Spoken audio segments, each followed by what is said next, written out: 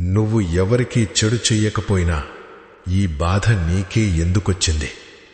నువ్వు ఎవ్వర్నీ ఏడిపించలేదు, ఎవ్వరి జీవితంలోనూ విషం చిమ్మలేదు. అయినా ప్రతి గాయం నీకే ఎందుకు తగులుతుంది? ఇదేమి న్యాయం? కాని ఒక విషయం అర్థం చేసుకో. శివుని భక్తుడిగా ఉండటం అంటే బాధలను ఎదుర్కొనేది నేర్చుకోవడం. శివుడు ఎవర్ని తనవాళ్లనుకుంటాడో మొదట వారి కర్మల లెక్కను తీర్చేస్తాడు. ఆ లెక్క కన్నీళ్లు, ఓటమి, ఒంటరితనంతో నిండిపోయుంటుంది.